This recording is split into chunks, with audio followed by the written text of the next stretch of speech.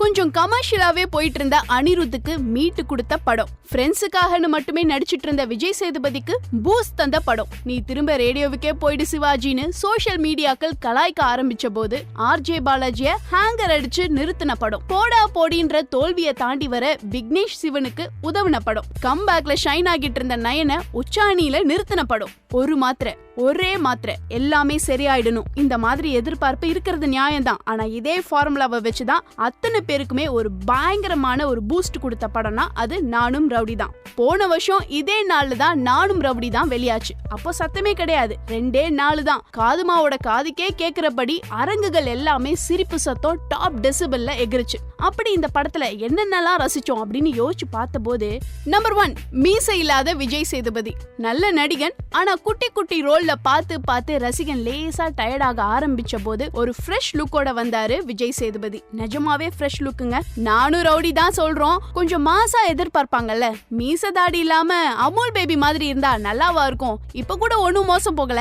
மீச தாடி போயிட்டா வராது விக்கி, ப்ளீஸ் கொஞ்சம் யோசி அப்படின்னு கதர்ன விஜய் சேதுபதிய மிரட்டிய காரியம் சாதிச்சிருக்கிறாரு இயக்குனர். நயன்தாராக்கு ஒரு டெஸ்ட் வச்சிருக்கிறாரு இயக்குனர் இந்த படத்துல அப்படின்னே சொல்லலாம். அப்போ நயனுக்கு வயசு அதிகம்னு அர்னால்டுக்கே தெரிஞ்ச விஷயம் தான். அந்த உமன் லுக்ல இருந்து கேர்ள் லுக்குக்கு நயனை மாத்த நினைச்சிருக்கிறாரு.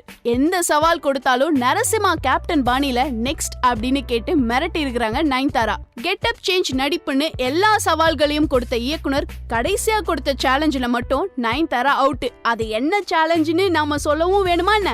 அடுத்ததா ஆர்ஜே பாலாஜி. அந்த வேட்டியும் வரிக்கு வரி அடித்த காமெடி லூட்டியும் ஆர்ஜே பாலாஜிய ஆண்டிப்பட்டி வரைக்கும் கொண்டு போய் சேர்த்திருக்குன்னே சொல்லலாம். ரேடியோல ஹிட் அடிச்ச ராங் கால் மேட்ரோட தொடங்கின காமெடி தர்பார் கிளைமேக்ஸ் வரைக்கும் கொண்டு சேர்த்ததுல அண்ணனுக்கு ரொம்ப பெரிய பங்கு இருக்கு. அதுவும் அந்த ஆம்பளை அப்படின்ற பஞ்ச மறக்க முடியுமா என்ன? முதல் முறையா திரைப்படங்களுக்காக அவருக்கு விருது வாங்கி கொடுத்த படமும் இதுதான். நானும் ரவுடி தான் இந்த படத்தோட மிகப்பெரிய தாதா அப்படின்னா அது அனிருத் தான். ரகலையான மெட்டுகள், ரசிக்கத்தக்க கம்போசிஷன் அப்படின்னு அனிருத் இதுல இசை போர் நடத்திருக்கிறாருன்னே சொல்லலாம். மெலோடியில இருந்து மேஷப் வரைக்கும் ஒவ்வொரு பாட்டுமே உலக லெவல் ஹிட்.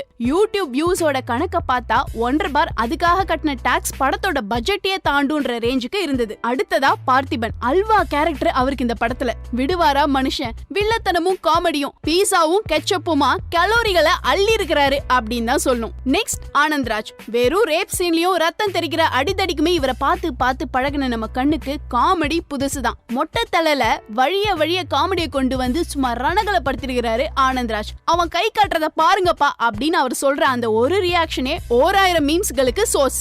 ராகுல் தாத்தாவை மறந்துட்டு இந்த படத்தை பத்தி ஏதாவது சொன்னா அத்தனை கோலிவுட் ரசிகர்களும் அடிக்க வந்துடுவாங்க. அவ்வளோ மிகப்பெரிய ரசிகர் பட்டாளமே இந்த தாத்தாக்கு இருக்கு. ரோஜா பூமால மீ அப்படின்னு ராதிகா, இன்னும் நிறைய ஏராளமான விஷயங்கள் இருக்கு. ஆனா இந்த எல்லா விஷயங்களையும் தாண்டி நானும் ரவுடி தான் அப்படின்னு சொன்ன உடனே நம்மளுடைய நினைவுக்கு வரது ஒருத்தர் இருக்கிறாரு.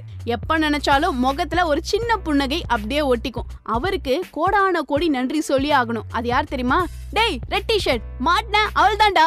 நயனோட போனை வச்சுக்கிட்டு விஜய் சேதுபதி ஆடுற ஆட்டம்லாம் சும்மா அதகலமான சீன்ஸ் தான். சீக்கிரமாவே இந்த படத்தோட செகண்ட் சீசனை எடுங்கப்பா. காதுமாவை காண ஆவலோட காத்துட்டு இருக்கும்.